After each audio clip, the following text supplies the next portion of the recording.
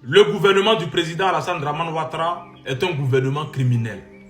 J'étais à l'école, ils m'ont appelé pour me dire qu'ils ont cassé ma maison. Regarde, ici, ils trouver tout est cassé. Je n'ai même pas pu prendre quelque chose. Voilà, ça ici un kaki. Maintenant, nous, on fait comment?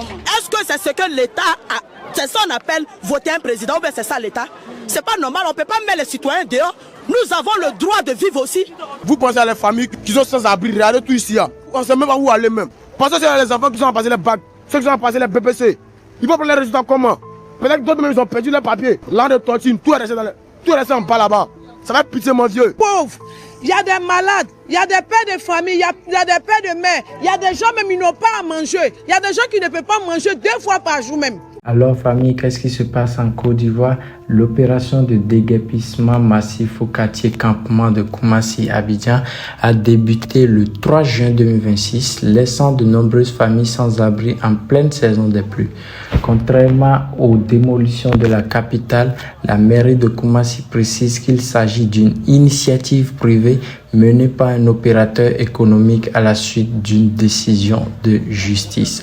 Restez jusqu'à la fin de la vidéo pour plus de détails. Likez, partagez et laissez vos avis dans les commentaires.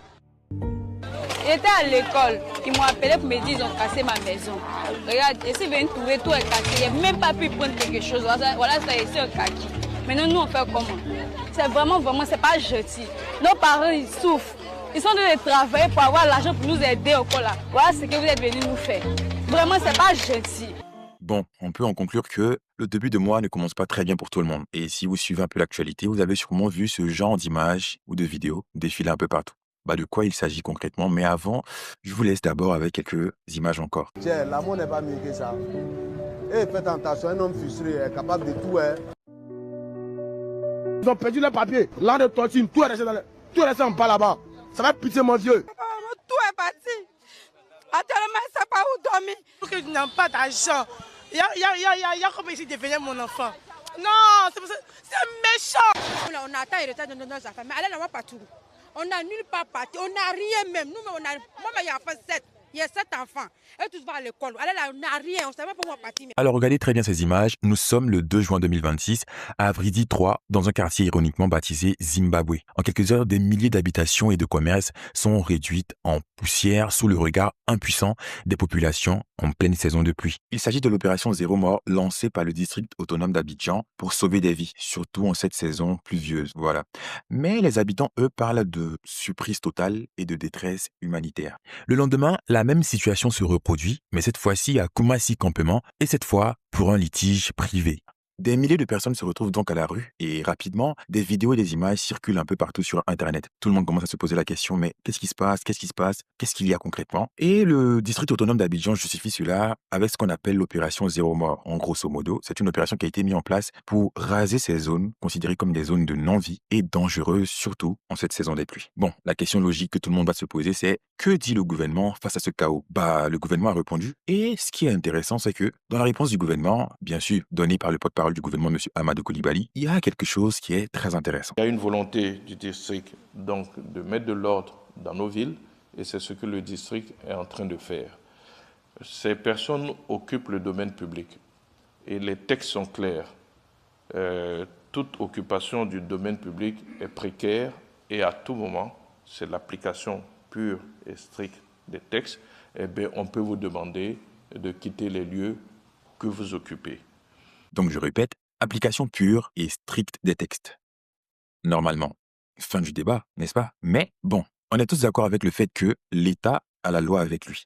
Ça, c'est un fait et personne ne peut le contester. Mais on peut quand même se poser une question. Est-ce que avoir le droit suffit toujours pour bien faire les choses? Du coup, pour expliquer cette situation aujourd'hui, on ne va pas pointer quelqu'un du doigt ni chercher à savoir qui est coupable ou pas. La situation est malheureuse, c'est vrai, mais on va essayer de l'expliquer avec 2 concepts qu'on va mettre face à face afin que tout le monde puisse essayer de mieux comprendre la situation et chacun aussi va utiliser son esprit critique pour donner son avis dans les commentaires.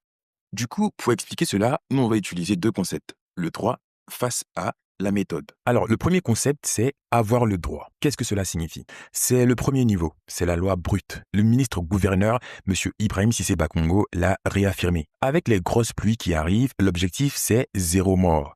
C'est une question de sécurité. Donc, l'État va utiliser son droit pour libérer les zones dangereuses et éviter que des Ivoiriens meurent dans des inondations. On va passer au deuxième concept, c'est-à-dire la méthode. On va pas vous le cacher que c'est le concept le plus négligé la plupart du temps dans ce type de situation. Grosso modo, c'est quoi la méthode? Il s'agit du respect des étapes et des autorités qui peuvent être concernées par la situation en globalité. Et parfois, c'est là que le problème commence. Regardons ce qui s'est passé le lendemain, le 3 juin à Koumassi-Campement.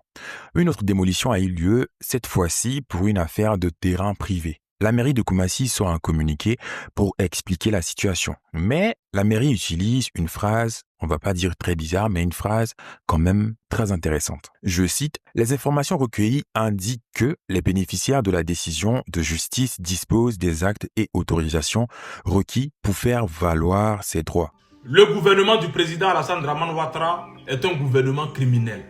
Sinon, nous, on ne peut pas comprendre comment casser des maisons sans informer des occupants. Le gouvernement du président Alassane Ouattara, ils n'ont aucune considération pour la dignité humaine. Ils n'ont rien à foutre avec la dignité humaine. Est-ce que vous me comprenez? Ceux-là, ce qui arrive là, ce qui nous réserve les plus pires que ce qu'ils sont en train de faire. Actuellement, là, c'est temps des pluies en Côte d'Ivoire. Actuellement, il pleut à Abidjan. Abidjan est tellement mouillé. Toutes ces personnes-là, où ils vont aller? Toutes ces personnes-là, où ils vont aller? Où ils vont aller? C'est ça le vrai problème. Où ils vont aller? Il y a des gens qui n'ont personne à Abidjan. Il y a des gens qui n'ont pas de parents à Abidjan. Il y a des gens qui sont venus se chercher dans la capitale. Bon, vous avez cassé leur maison avec tous les effets personnels. Que ce soit frigo, ventilateur, matelas, lit, tout ce qui est effet personnel. Vous avez tout détruit, vous avez tout gâté. Ils vont faire comment? Demain, quand ces personnes vont se transformer en monstres, c'est pour venir nous parler d'insécurité dans le pays. Est-ce que ce que vous êtes en train de faire là, vous voyez vous-même? Est-ce que c'est bon ce que vous êtes en train de faire?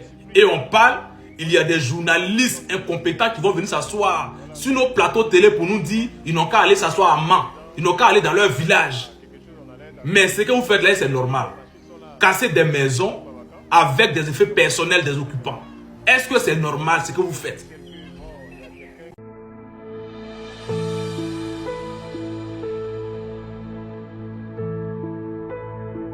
Ils ont campé campement sans nous avertir. Ils sont venus parce qu'ils ont le pouvoir de casser le campement. Le campement, c'est un grand coin. Ceux qui sont là, ce sont des pauvres. Il y a des malades, il y a des pères de famille, il y a des pères de mère. Il y a des gens même qui n'ont pas à manger. Il y a des gens qui ne peuvent pas manger 2 fois par jour même. Si vous voulez casser, avertissez-nous quand même. On va s'apprêter, on va ramasser nos affaires. Mais vous nous mettez dehors et puis cassez le coin. Maintenant, vous voulez qu'on fasse quoi? Au moment qu'on votait pour vous, là, on a posé la question. Monsieur le ministre, est-ce que vous avez cassé le campement? Tu as dit que tu n'as pas les moyens de casser le campement. Mais pourquoi hier, vous venez nous mettre au dehors et puis casser maintenant? Monsieur le Président, si tu peux faire quelque chose pour les pauvres innocents qui sont ici, viens faire quelque chose. On dit qu'il y a un monsieur qui a gagné le procès. Il a gagné le procès avec qui? Il n'a pas passé le procès avec quelqu'un. Si vous avez vendu le coin à la Chikoji, dites-nous. On est fatigué. On dit on est dans un état de droit, mais dans un état de droit, il y a des règles. Quand tu veux poser un acte, il faut tenir compte du droit de l'homme. Ici, on dit que nous sommes dans un quartier précaire, mais malgré que nous sommes dans un quartier précaire, l'État vient nous prélever des impôts. Moi, par exemple, je paie mon impôt à 145 000 francs. Si nous sommes dans un quartier précaire et qu'on doit venir détruire, on ne doit pas nous prélever des impôts. Et malgré tout ça, là, on vient, on casse, sans nous prévenir. Et on nous débarbouille, on perd toutes nos affaires. Toutes les petites activités qu'on avait, on perd tout. Dans quel état de droit nous sommes? Tu as vu, de toute façon, il s'est arrêté là. C'est 6 lits de ma maman comme ça. Voilà les matelas. Voilà matelas, voilà lit là. On n'a pas pu enlever. Tu as dormi ici, n'est pas pu partir quelque part. Parce que si il bouge, il y a des trucs en bas. On ne sait pas qui a fait ça là. On ne nous a pas prévenus. Si on nous prévenait là, on sait ce qu'on peut enlever dans la maison. C'est que si nous on laisse pour nous à Dieu, Dieu va faire le reste.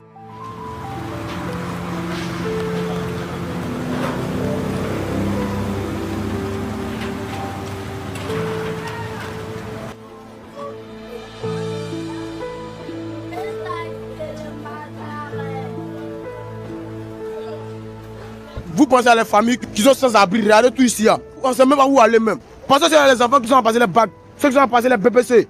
Ils vont prendre les résultats comment? Peut-être que d'autres même ils ont perdu leurs papiers. L'an de tontine, tout est resté en bas là-bas. Ça va être pitié mon vieux. Moi par exemple comme ça, il ne sait pas où il a dormi. Et ça, c'est un vieux père là-bas sur son habit, même porté. On va aller où? On était au travail à 10h, on est appelé qu'on passe ici. On a dit plein de développement. C'est qu'à mettre ça, on est fatigué. C'est les voisins même qui ont enlevé mes bagages pour mettre dehors. Moi, je suis au travail. Je n'ai rien à enlever dans ma maison. Il y a mon âme même qui est resté. Rien. Tout. Valise, habit, tout. Et moi. Depuis hier, c'est comme cela. Rien. Prier, on n'a pas prié. Hier, on a demandé. Il y a un bébé. Il y a 1 an. On fait comment? Il a tout cassé, tout. On fait comment? Fatigué. Pardon. Voici. C'est dans l'école là, il a dormi. On sait que si mes enfants, les voilà. Voilà nos bagages. On n'a pas encore mangé. Donc voilà ça.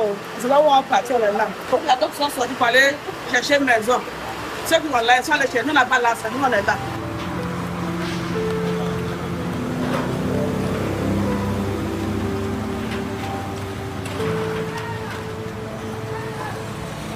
Est-ce que c'est ce que l'État a? C'est ça qu'on appelle voter un président, ou bien c'est ça l'État? C'est pas normal, on ne peut pas mettre les citoyens dehors. Nous avons le droit de vivre aussi. Si vous voulez nous chasser, dédommagez-nous ou bien dites-nous où nous devons aller. Comme ça, nous saurons que nous ne devons pas rester ici. Mais vous ne pouvez pas venir casser nos maisons sur nous. Pourquoi? Abidjan, le 3 juillet 2026, c'est officiel. Les déguerpissements ont repris. Nous sommes à Koumassi, dans le quartier Campement. Et comme vous pouvez le voir, derrière moi, le processus de nettoyage a commencé et se poursuit. Sous les regards impuissants des populations qui ne savent que faire, Muntu est sur le terrain, on y va. Des larmes, du désarroi, mais surtout l'impuissance d'une population poussée à partir, laissant derrière les ruines de ce qui était hier encore leur cocon, leur lieu d'habitation. Je suis M. Loba Romain, résident à Koumassi Campement depuis 2013-2014. Je suis ici et cette maison, je l'ai bâtie de mes propres mains. Autour de quelle heure est-ce que les bulldozers en question sont arrivés et quand est-ce que cette opération a commencé? Autour de 8 heures, c'est mon ami lui qui est là, qui m'a appelé, qui me dit que ah mon frère, il faut sortir, hein, qu'il y a des trucs qui arrivent. Moi je sortais, il était 7 heures et quelques. Ils étaient arrêtés en train de faire une réunion là-bas d'abord. Bon, moi j'ai vu ça un peu bizarre en fait. Donc il a commencé à appeler le propriétaire du secteur ici, il n'arrivait pas, il ne décrochait pas. Et puis tout d'un coup ils ont dit bon ok, on commence à casser ici. C'est là que je remarque, je dis mais attends tiens, c'est sérieux cette affaire là? Le mois prochain, j'allais déménager. Un peu d'argent, il me reste 50 000 pour faire 1 500 000. Je te jure, tu m'as prié. Je n'ai rien pu garder. Et mes monstres sont venus. Je vous jure devant Dieu. On ne sait pas, hein. C'est vrai que vous devez casser. Mais quand même, avertissez-nous pour que nous puissions ramasser nos affaires. Même si on va dormir ailleurs dans la rue, on a compris. Mais casser nos affaires. Vous avez tout, ils ont tout démoli. Tout. La vie est méchante, c'est cruel. On va dormir quand même. On va dormir. Revoir nos cas. Revoir ça. Revoir ça fait pitié. Ça fait pitié. En tout cas, c'est la loi, mais ça fait pitié. Dans une note officielle, la mairie de Koumassi indique que l'opération découle d'une décision de justice favorable à un certain opérateur économique dans le cadre d'un litige foncier. Mais les populations, elles, affirment ne pas avoir été informées. Attends, normalement, ils ont nous informés. Ou bien, là maintenant on fait sortir nos barrages, on dépose ça à côté, soit où on doit partir, on partit, mais un matin comme ça, où les gens sont endormis, on ne comprenne pas en même temps. Donc vous n'avez pas été informé? Personne. Il n'aura dit à quelqu'un qu'ils ont informé qui. Sinon, voici Mosé Sangare qui est là, et peut nous informer, non les musulmans, et peut nous informer. Les masques sont arrivés aujourd'hui matin, précisément à 8 h. Et ils n'ont pas dit à quelqu'un, voilà, ils ont commencé à tout casser. Nous voici, nous sommes dehors. On fait sortir nos barrages, les vrais propriétaires viennent du vol, tout pour partir. Nous sommes sans abri. On n'a rien, tout a été cassé. Donc nous sommes dehors, nous voici. Donc là, notre argent on a pris pour aller faire CD, beaucoup d'argent on allait faire papier, quand nous rembourser nos argent, on peut faire caution pour aller prendre maison. Parce que nous sommes fatigués. Ils disent on a qu'à aller au village, on a nous donner transport parti. Parce que ça ne sert à rien d'avoir maison à Abidjan et puis on vient casser, on est dehors. Dans les normes, on doit nous informer qu'on cache chez nous et puis on va. Mais nous n'avons pas été dédommagés, ça c'est un. On n'a pas été informés, on n'a jamais reçu de papier. Pourquoi? C'est pas normal. Face aux tensions, la mairie de Koumassi appelle les populations au calme et à la responsabilité, rappelant que l'opération s'inscrit dans le cadre d'un litige foncier tranché par la justice, dont le bénéficiaire dispose aujourd'hui des droits légaux, appuyés par une décision exécutoire et les documents requis pour en assurer l'application.